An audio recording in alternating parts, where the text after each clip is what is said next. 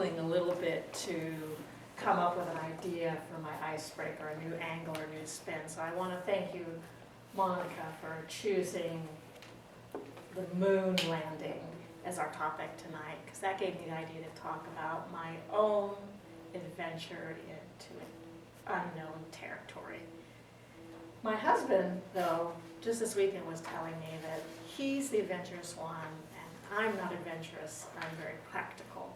So I thought about that. How did I become like that? Because I was very adventurous when I was younger, when I was in my 20s. I remember being at the university cafe, and I was looking at our school newspaper, and there was an advertisement looking for native English speakers to speak English in Taiwan. And I applied for the job. I hadn't graduated yet. I was just finishing my junior year of college. I thought, well, I probably won't get the job, but I did get the job. Guess what the qualification was? They wanted somebody with blonde hair. I was very blonde at the time. So I had to tell my parents that I needed to get a passport. I was going to take a year off and go work in Taiwan. And I didn't know the difference between Taiwan and Thailand. I didn't know much what language they spoke. They weren't too happy, but they finally agreed. And I found myself in Taiwan. And the first few weeks, I felt a little sick. It was so hot. It was so humid. I wondered, did I make a mistake? But I want to tell you about 3 great things I got from this experience, because as time went on, I realized I didn't make a mistake. I had a job, and I learned a lot that helped me in my future career and with my education when I returned to school to finish it. And I also learned a second language. And my family speaks a second language. So that was pretty cool. And finally, I got to travel in several different countries. So I got to see the world and get different perspective.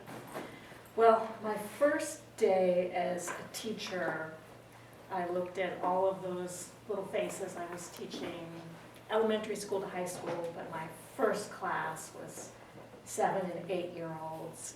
And they didn't speak a lot of English yet, but they sure spoke a lot more English than I spoke Chinese. And I didn't feel like after the first class, it was a curriculum and I had shadowed somebody before, but I didn't really feel like I had done my best. So I worked very hard, and over the course of the semester, my kids advanced. They were speaking English, they had mastered everything in the textbook, and I had really improved with my ability to communicate with them without breaking into Chinese, because that was forbidden. So finding different ways to convey language without always using language. I really wanted to also learn Chinese, but traditional schools had classes at the same time I was working, so I asked some fellow teachers what they would recommend. And they suggested that I put an advertisement in a local English language newspaper looking for somebody who would like to exchange language with me. And I made a lifelong friend that way.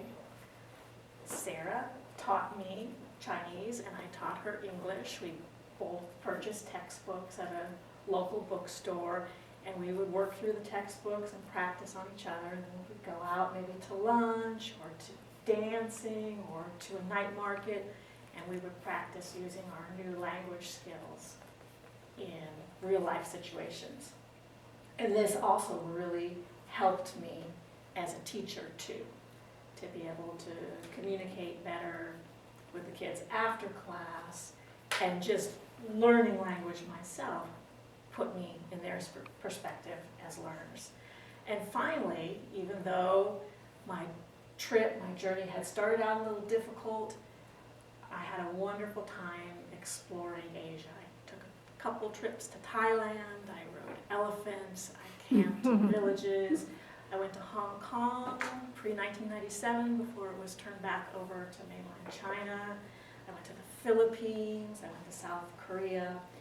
So when I came back to university, I went back with a lot more confidence. I'd never even taken a trip on my own or had a vacation without my family. I felt a lot more capable and able to navigate my way through the world on my own.